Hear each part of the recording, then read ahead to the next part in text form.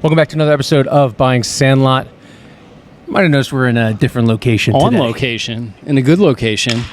Oh, perfect timing for the crack of the bat. We're here at the Perfect Game All-American Classic. They're doing a scrimmage right behind us right now, but awesome opportunity. We appreciate the people at Perfect Game for inviting us.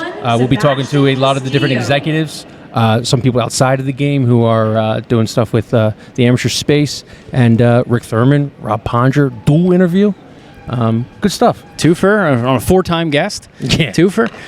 No, this is really good. I mean, I think what we got coming up here, this is one of the premier events in youth sports, especially when it comes to scouting. Looking around, you got some of the best youth and amateur high school age baseball players in the country right behind us. We got All-Star, Major League All-Stars. We have a Hall of Famer on the show. You can Scouts, almost guarantee media, that family, all bouncing around here. You What a cool guarantee event. that 98% of these guys will be in the MLB at one point of their life, or at least the minor league system. They're gonna get drafted. They're going to be drafted. Yeah. Yeah. So before we do get in the episode, we do want to thank our sponsors at Event Connect. You can see me maybe rocking the baseball jersey. Also a perfect game partner, so it works out well. Yes, brand synergies. We want to thank Event Connect for sponsoring this show. If you're an operator or tournament director like Perfect Game, you know tournament weekends have become mini supply chains. Team register, rosters change, schedules shift, hotels fill, and parents scramble. Too many events to still run things on spreadsheets, portals, and last-minute calls. That's where Event Connect comes in. They centralize the weekend workflow and handle things like registration, rostering, payments, lodging, and real-time reporting. Tourney organizers can run end-to-end on Event Connect or integrate the systems they already use with no rip and replace required. But that's not all. Their House and Connect feature embeds hotel bookings directly into checkout, capturing rooms at peak intent instead of sending families to a separate portal later, and results could be up to 30% more room night reservations and 24% savings on team hotel costs. If you need more proof, I got it for you. Event Connect powers 5,000 events and connects 30,000 hotels across 800 destinations annually. Learn more about how Event Connect can help power your tournament at eventconnectsports.com. Powers events like this, by the way. That's true. Yeah, powers events like this. Visit Event Connect Sports. Yep. All right, let's get in the episode. Kash, Shaikh, Chief Marketing Officer. Couple months in now, got hired back in April and stuff. How's it been? Talk about your role a little bit for the people who might not know. And thank you for joining Buying Sandlot. Thank you, guys. Love what you guys do. Nice. It's been amazing, man. A few months, as you know, in Perfect Game and or like an entrepreneurial setting is like 10 years, you know, because you learn so much and absorb so much so quickly in an ecosystem like this. But as a guy that's been in and around baseball my whole life and spent the last 5 years in international baseball, to come back and be a part of this team and this organization that's growing so fast, that has so many great people and so much upside, it's been pretty special. What's top of mind for you right now? I know you're a big part of the Legend partnership. Maybe start there. Yeah, well, I mean, my role, as you guys know, is to lead our marketing department, our sponsorships and partnerships, our community development as well, also all our international. So for me, the first part is just really getting our team organized to go attack and grow. Because, as you guys know, the youth baseball space is on fire. There are so many opportunities for us to help more families and more kids from a development standpoint, from an analytic and training standpoint, from an opportunity standpoint. So for me, we're looking at everything. Legend is a great example. You know, I spent the last 5 years, I had 20 MLB guys on my cap table as investors in Baseball United. Mookie Betts was somebody that I worked with back in 2021 with my agency, BSB Sports, and now is a cool full circle moment for us to work together again to launch his new signature glove line, Legend, with two different series as a part of that, the Mook and the Maverick. So, it's pretty cool rocking a Mook glove nowadays. I saw some out on the field. Oh, nice. But, high-quality glove that was built on Mookie's understanding of playing both the infield and the outfield at a very high level, with versatility in mind, easy break-in. And, it's just one of those great partnerships that I believe we can bring more into here at PG. You talked about Baseball United, and I want to get into that for a little bit. People that don't know, it was a professional baseball league focused on the Middle East and South Asia, but you had a quote that after building that professional league, you said you can't truly grow the game from the top. Yeah. And that sustainable growth begins with access, development, and opportunity at the amateur level. Why come down to the amateur level? What do you mean by that? Yeah, you know what? I mean, it was an amazing experience to build a whole ecosystem from scratch out in the Middle East. We were based in Dubai with Baseball United. You know, I founded it with two legends, Barry Larkin and Mariano Rivera, Hall of Famers. And then, as I mentioned, we brought 20 MLB guys on as investors, similar to Perfect Game in a lot of ways. Albert Pujols, Adrian Beltre, Felix Hernandez, Ryan Howard, the house that Ryan built here that we're in right now. I mean, Shane Victorino, too, is one of our guys. Just saw him flopping by right here. Yeah, so, you know, Shane, we had so many great people a part of it, but then, you know, we had to educate everybody on the sport out there in the Middle East and South Asia. There's 2 billion people. 1 billion of them are cricket fans. So it's the bat and ball epicenter of the universe, but no one really knew baseball. So not only did we have to build the facilities and the franchises and the sponsorship and the broadcast platform, but we had to educate everybody. So it was a crazy, crazy journey. But once we did it, we had 100 million viewers in our season last year. What I really saw as the gap is that we didn't have enough of the youth infrastructure to really build a fan base and really build a league that can grow over time. And I was debating on whether I try to take that on and build it out there.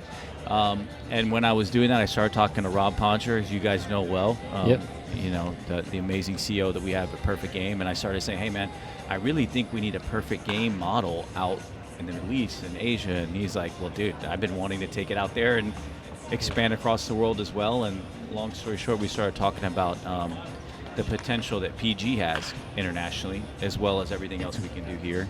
And I ended up joining the team here at PG instead of trying to go at it on my own out there. What's that opportunity look like internationally?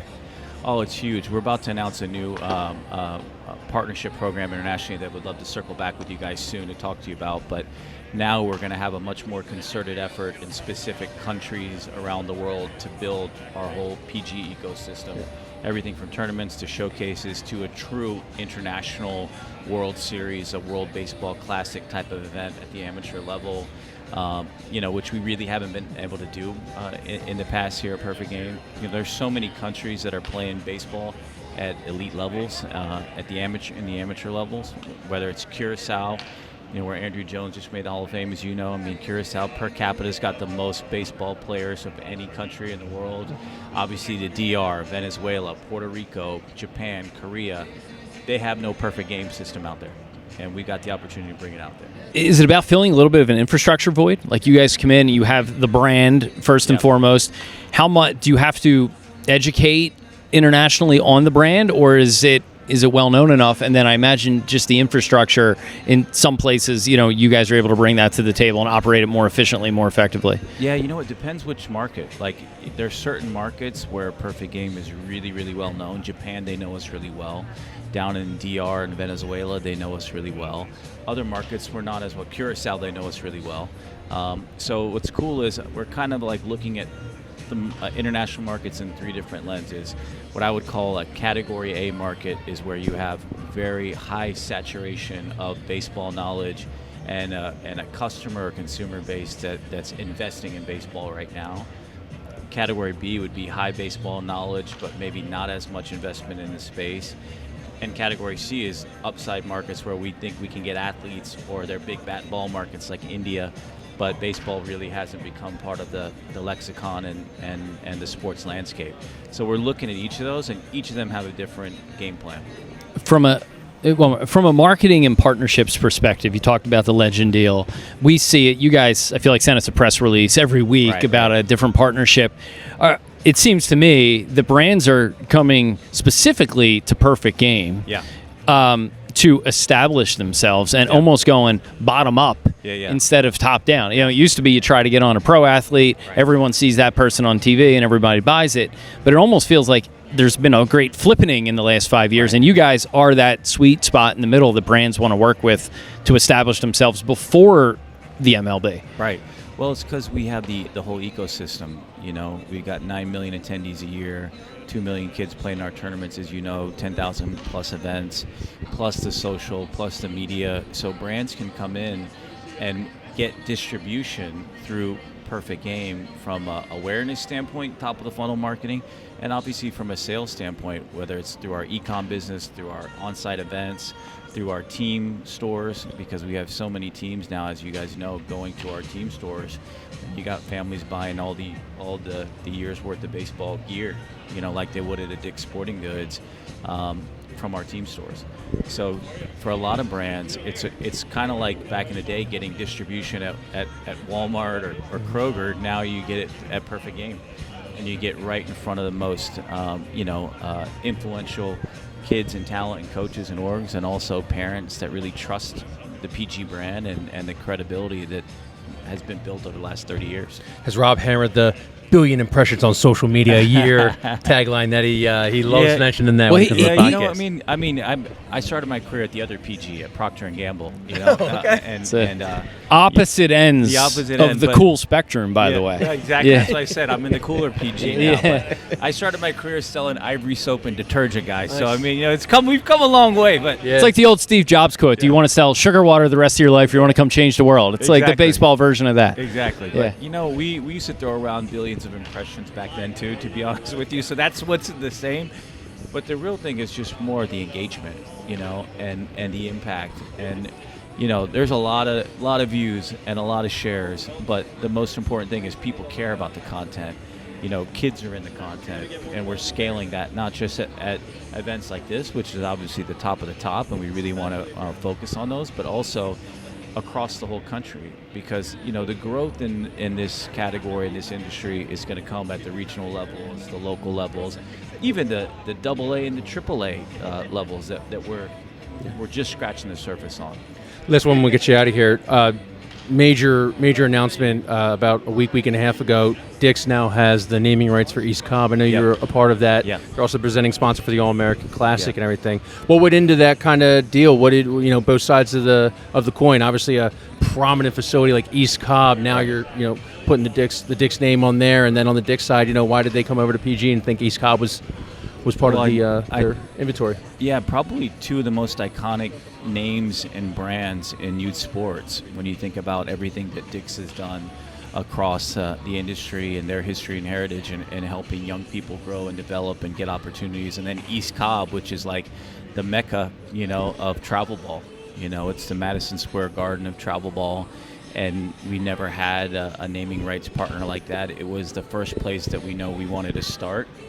And Dick's was the perfect partner for that, and now there's a lot of others, great venues and facilities that we have that we are looking forward to bringing brands and partners on. Really? Nice. From a naming rights standpoint, even obviously event naming rights, there's a huge opportunity for that, as you guys know, to really get the awareness, the credibility, and the conversion. We talk a lot about that. It seems like you can go beyond just the traditional sponsorship and ads on streams to like outright branding on the naming right of an event, of a venue. It seems like lots of green space in youth. Yeah, that and just branded content. I mean, there's so many things we could do together with brands on integrating them into specific content platforms, really by industry. We're working with a big insurance company now on a concept called Protect the Plate, which kind of has the metaphor about home plate.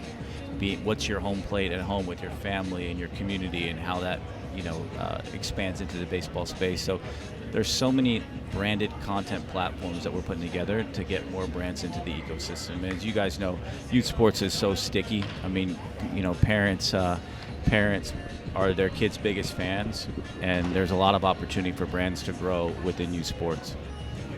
Kash, thanks so much for coming on, man. We really appreciate it. We'll let you get back to. I know you got a lot to do today and stuff. Sir. So next weekend. It's great to meet you guys. Great job. Cheers. Trevor Hoffman, appreciate you coming on Buying Sandlot. Just tell us a little bit about what you're doing with PG. Tell us a little bit about what you're doing with the weekend here and everything. So I kind of got started with PG in 2010 as kind of an ambassador role. The game was played in San Diego, formerly the Aflac game. Yeah.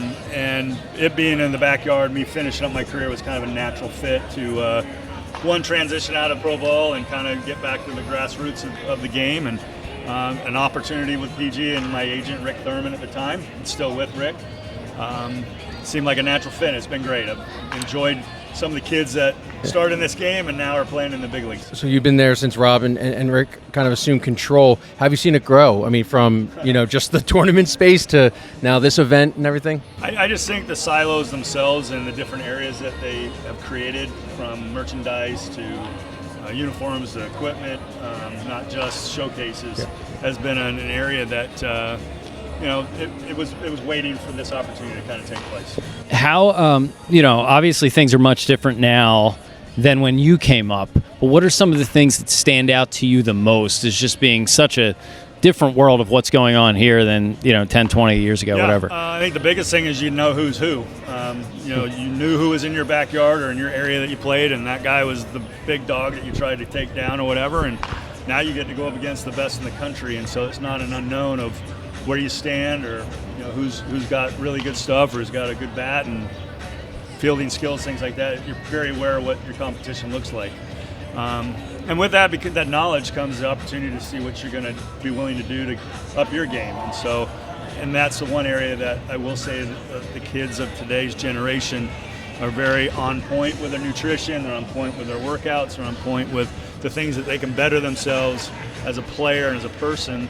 And some of it has to be contributed to COVID. A lot of kids didn't have classroom and stuff, and so they were able to manage and learn to time manage their whole world in a way that other people didn't have to do back in the day 20 years ago. Do you think a lot of that too is just education? Like that information about being healthy, sleep, nutrition is just more readily available, easier to access now than it may have been back in the day. Is that part of it? Here's the thing. Or is it just more competitive? You see the bat flips, you see the dances at second base. Well, guess what? They're worrying about their sleep in the big league locker rooms. They're worrying about travel. They're worrying about their nutrition. They're worrying about the things that are going to allow them to be the best they can be the next day when they suit up.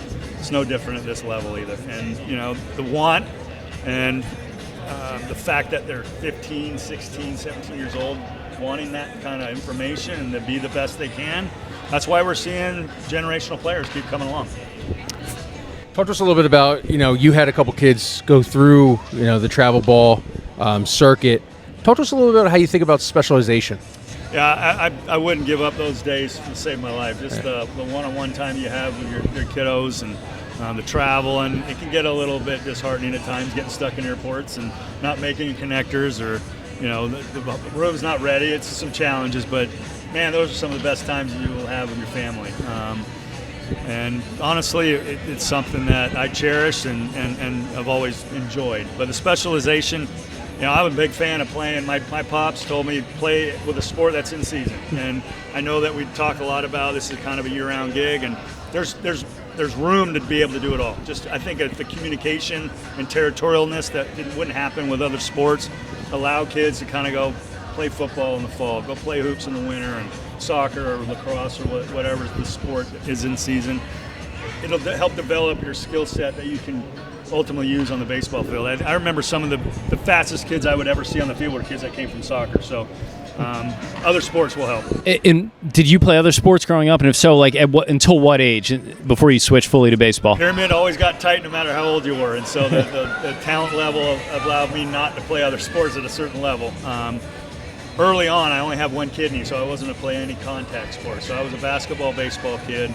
I was undersized. I graduated high school at 5'7", 150 pounds. A few inches that summer, a few pounds, went to a junior college, got an opportunity to go to D1, got into the pro ball, and things kind of worked. And baseball allows that type of athlete where a kid just on Pat McAfee's show committed to Oregon today, and he's 6'5" and 6'4", 230-pound running back out of Ohio. And it's like, I would run away from something like that because I get stuff in the trash can in high school. So, the athletes are real now. Yeah. You pitched for a long time, obviously. Do you think, is there a world in which athletes today or baseball players are throwing too much from a young age? Like, is there a balance there, or you think it can be managed? Yes. There's no doubt about it. And it's a situation where that can be curbed. You can monitor some of that stuff. Now you kind of go back 40 years and there was just as much throwing, it just wasn't max effort. every throw that they would try and make. And so I do think that we haven't figured out how to stay away from the TJ word, right? It's that elephant in the room. But I personally was able to stay away from it because I looked at it as I didn't want to be a dragster. I didn't want to go from 0 to 300 in a matter of 3 seconds. I needed to prime the whole engine, get it to where when I got up, I was already hot and loose and ready to go, and it wasn't going to take me as much to get loose. And I could do that in a bullpen.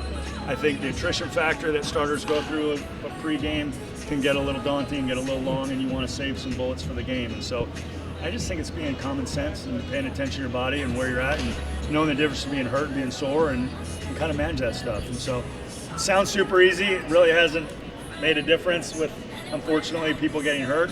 And I think anytime you're out there trying to chase velocity and they're trying to chase in the big leagues, they're going to try and chase it at 12, 14. I understand that. But you also have to be smart about not doing it every pitch. Like some of the best pitches in the game we've ever seen with throttle back and learn how to pitch in the strike zone with something that isn't max effort. Learn to pitch. Don't be a thrower. Nice. What are you most excited about this weekend? See the kids. You know, I think every year the new stock of kids that come through. I don't know a lot of them right now, but just the enthusiasm they have, they bring to the game. They get an opportunity to play in a third deck ballpark as beautiful as the bank here in Philly, and it's real. You know, we're a couple weeks out of the All-Star game, and they got to see what that looked like, the home run derby, and the World Cup was going around town. So, like, for these kids at 16, 17 years old to get an opportunity to play in a venue like this, I would imagine it's going to be a lifetime experience. I imagine you're going to get to know some of them and interact with them, I'm sure. Is there a piece of advice you find yourself often imparting to some of these guys at this age? Good question.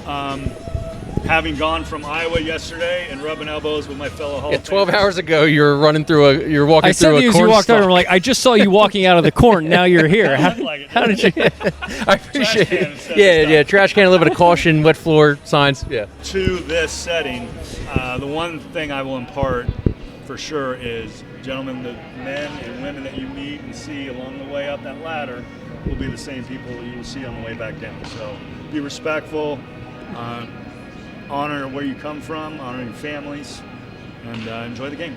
Awesome. Well, we really appreciate you jumping on. Thanks, Good luck. guys. Enjoy this weekend. Yeah, thanks for coming by. Pleasure. Karena Kafales, Chief Operating Officer of Perfect Game. Thank you for joining the show. We really appreciate it. Welcome to Buying Sandlot. Great event you guys are throwing on right now. If you mind just kind of giving the audience a little background on what you do at Perfect Game. Sure.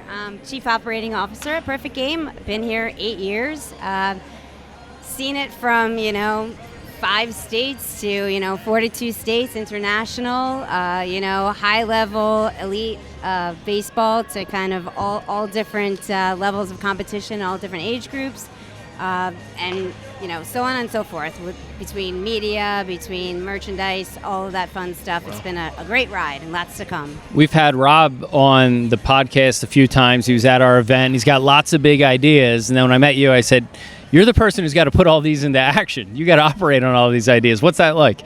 Oh, it's wild. Yeah. You can imagine. I'll be honest, it's wild. Like the first time he's like, we're taking on Jordan Brand. I'm like, all right. Yeah, all right. That's right.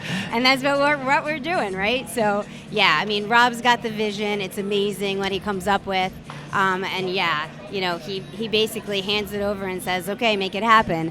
But I have an awesome team. Our team is amazing. I'm sure you got to meet a bunch of them, and they really, really put a lot of the stuff into action, whether it's from the event side or the merch or the media side. It's pretty incredible. We talk to a lot of people in youth and amateur sports, and everyone sort of talks about, operating the programming, the events, but then also marrying that with brand and media. That's a big talking point for a lot of people. Very few are good at both. You guys are good at both. I would say almost equally. Why? How? Yeah, it's a great question. In my opinion, I do think that Perfect Game it's a 30-year-old company. It's always had a really, really amazing brand of being professional, elite, and, inspirational as it relates to the sport of baseball.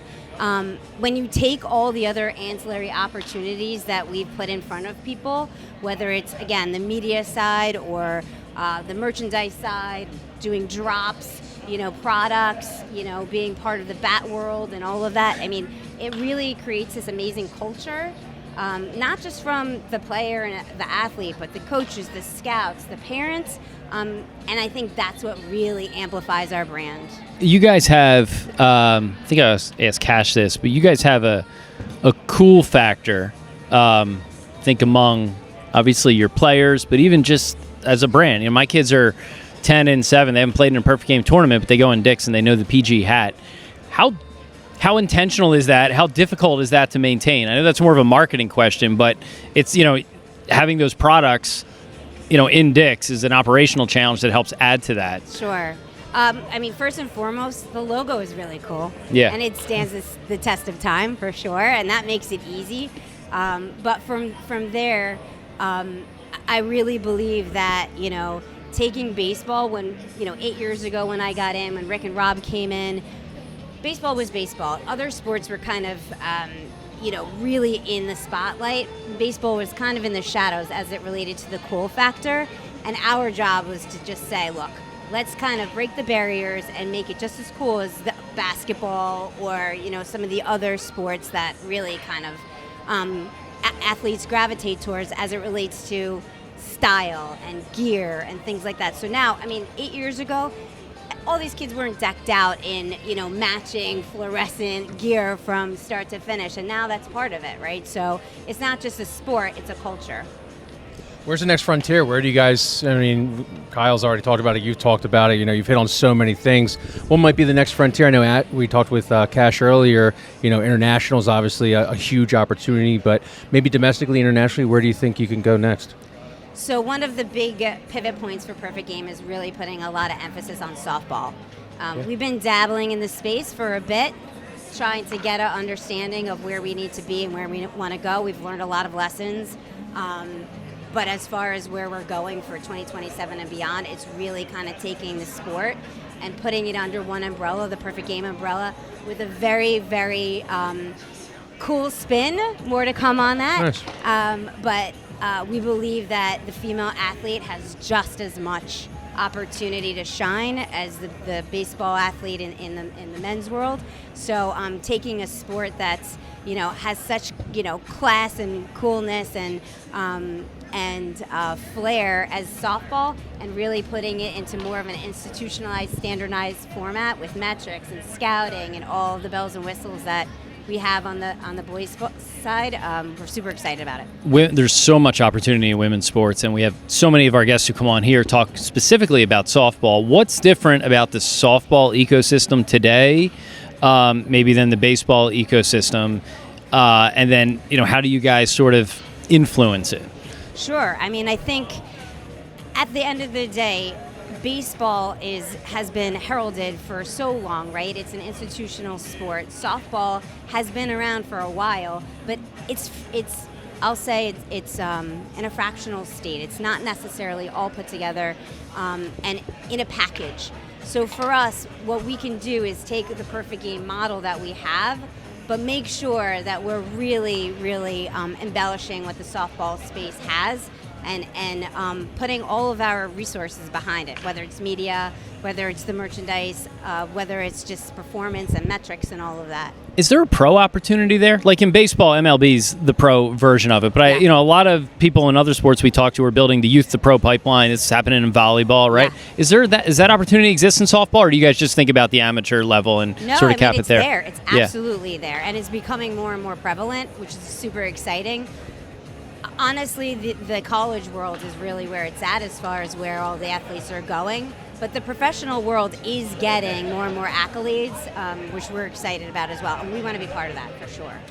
What's it take to pull off an event like this? Major League Stadium. Yeah. I walked in here, I saw other creators and influencers walking in with their gear, and I imagine it's going to be pretty full in a couple days on Sunday for the big game. Yeah. And depending on what happens with 2027 in the big leagues, there might be more experiences to be pulling off, and some For empty sure. stadiums next season. So For sure. It's a huge event. It gets more and more exciting every year. The athletes are amazing. Their presence is amazing. Their athletic ability is amazing. And literally just takes a lot of planning. So our team is, they've got this. They know exactly what we need to do to put this together. But it really is about the athletes and their families. And we're lucky to be part of that world, to be able to give them an opportunity to play an event like this in an amazing stadium like this. It's very cool and never gets old. It's very cool. Great. Well, thank you so much for coming on. We really appreciate it. Yeah. Rob Ponger, Rick Thurman, thanks for coming on. Rob, 4th-time guest. Rick, 1st time. Appreciate you having us out here in our own backyard. Appreciate you doing that. Welcome. Oh, we love it. Listen, this is my 4th time, and I think after the 5th, I get a Rolex. I think it's the SNL5, after right? That would be great. You get the Event Connect jersey. I know you guys are partners here. Yeah, I got an extra one. We get the extra one. After. That would You be guys great. some PG swag. I know. Yeah. I know. Event Connect is great. They're a partner of your guys. They're a partner on us as well. And the PG swag that we were talking about it with Karena, we're like, that PG just stands out. So pump up the event a little bit. Yeah. This is awesome. I know this is the first day. You guys got the home run derby tomorrow. You got the game on Sunday. They're scrimmaging now. But just talk about how this event has evolved, why it's so important. Well, this is the build-up. I mean, all these kids, they come to the PG events because their dream is to be here playing in this event. These are the top kids in the country at their age group. Last year we had this same event. It was in Arizona. Before that, we've had it in San Diego. But I think 16 of the kids that played in the event last year were picked in the first round of the draft this year. So this is a highly coveted event. These are all the best kids out there, and there'll probably be every scout in the country that'll be at this event watching it. Yeah. Listen, for me, as I've said before to you guys, 250th anniversary of America. 200. Here is the future stars right here. Where else better to be than in Philadelphia, following the All-Star game for MLB? This is it. Future stars of America are playing. I'm waiting to hear the crack of the back right behind me because I know Striker's up. He's up pitching, but I think he loves to hit more. So hopefully he does some damage. Can we kind of hold off this interview to watch Striker? Yeah. Yeah, if you catch a ball, you're going to have to fight me for that ball, guys. Zach got the feel. We'll get a home run if he hits it here. Yeah, exactly. It's funny. I was talking. We were talking to a few of your other folks, and there you go. That's a good crack right there. Oh, there you go. It's a good Single loud right, ground ball. Single right through for a second. We were talking to some of your other folks, and it's like, all right, you had the All-Star game here like almost a month ago. Literally, I think to the day. I think it was on the 14th or 15th of July.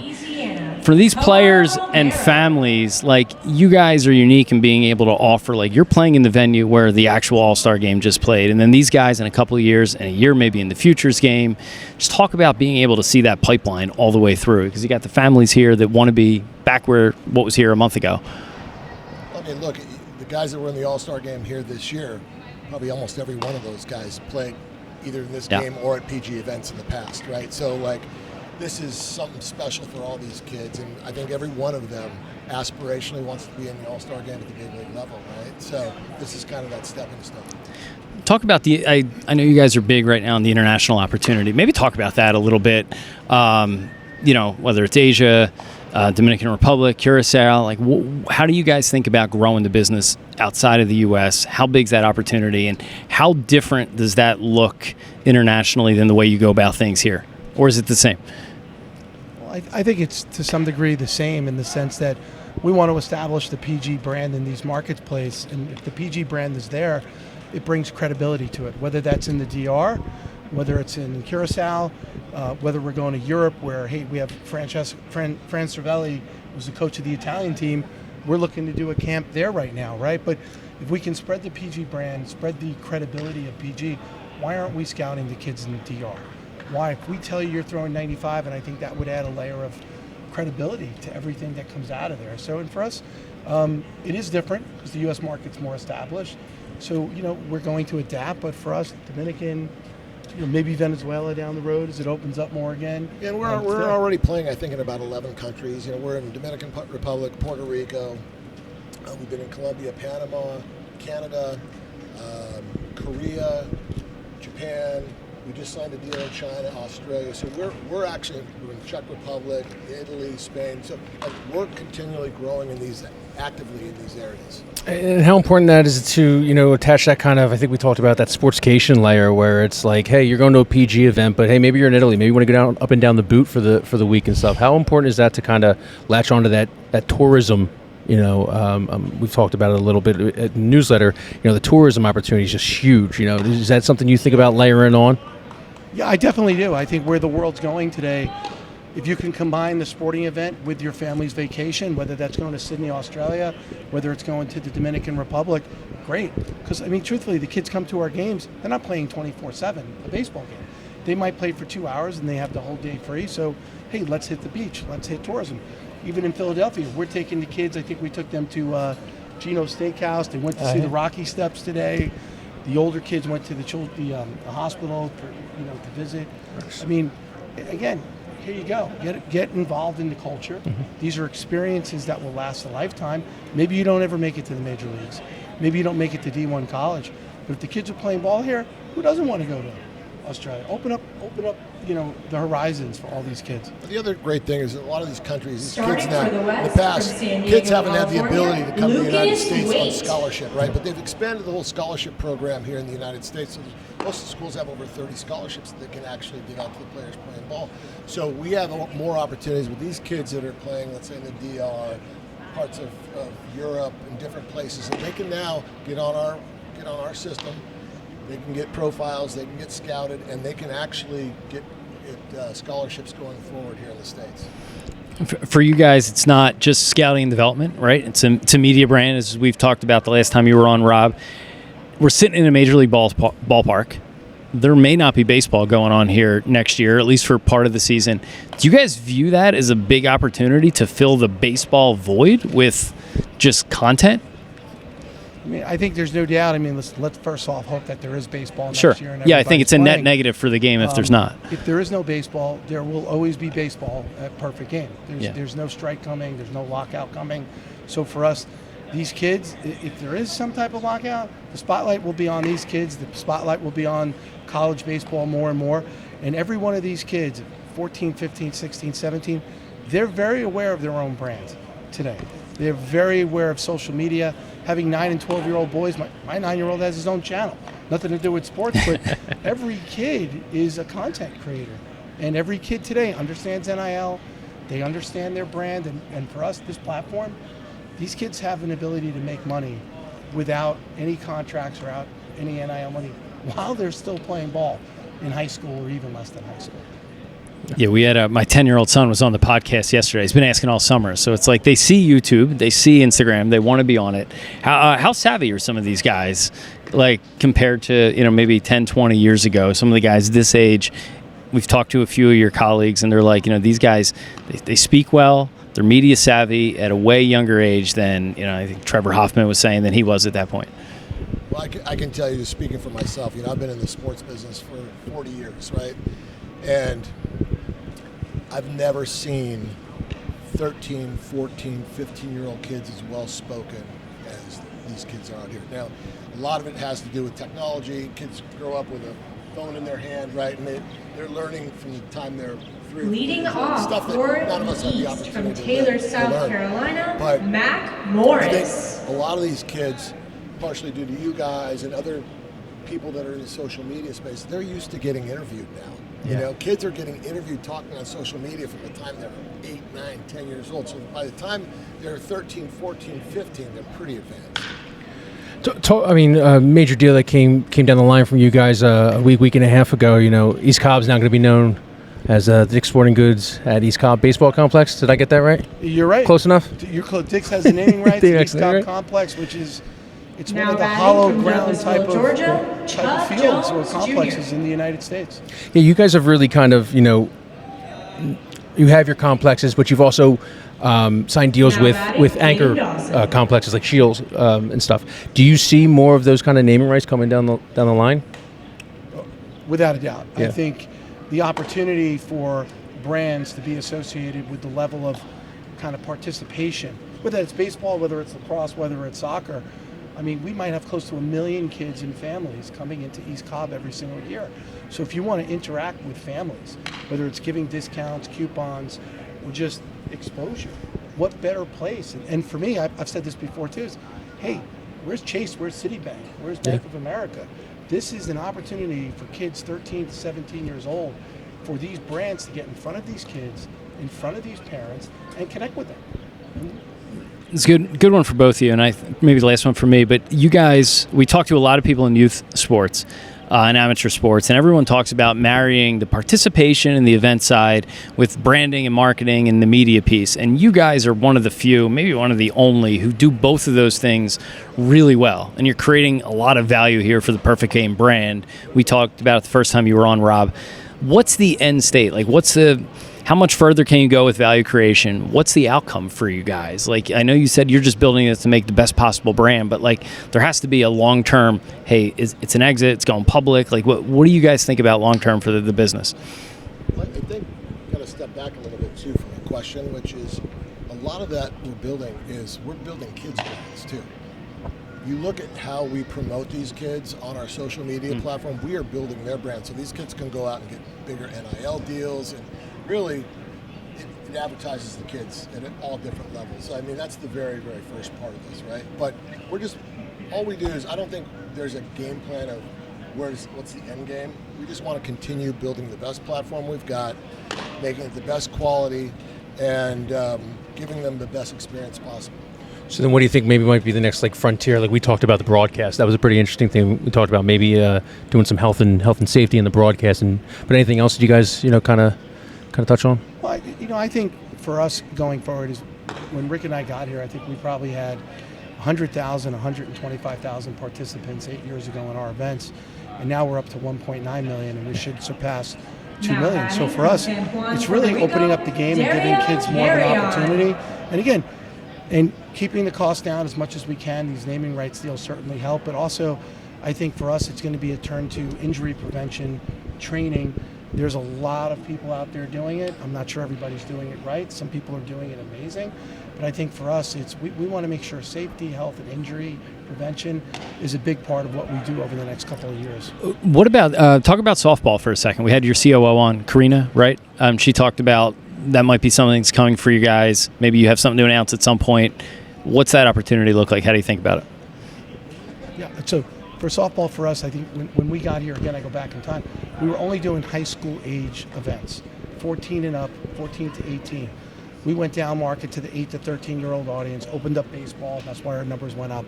At this point, I think we'll probably have 5,000, 6,000 teams playing softball this year. We look at softball as somewhat of a fragmented conundrum, and we want to give the girls the opportunity that we've given the boys right now. So our big focus over the next year or two is to put the PG brand around softball, get the girls their profiles, get them the exposure that they deserve, give them the media outlet on our media network, which is basically what PG.TV is. So big focus for us is bringing to the girls what's been done for the boys over the past couple of decades.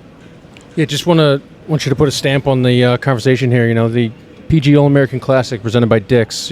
How great is the exposure opportunity? If you can just talk about it, obviously from scouts to fans coming out to all the content that you guys are doing. What's really the exposure for people who might not know? And these kids are rubbing shoulders with Hall of Famers, right? I mean, you have Trevor Hoffman here. I see. Shane Victorino, not Hall of Famer, but you got like MLB All Stars just bouncing around this place. All Stars, Hall of Famers here. It's tremendous. I mean, these kids have an opportunity to be around some really great ex-players, right? Yeah. Great guys that are exemplary to all these ball players. So it's great for them. Yeah. Well, hey, we really appreciate you guys coming on. I know you have a busy week, so we'll let you go. Good luck with everything. Awesome. Great to be here.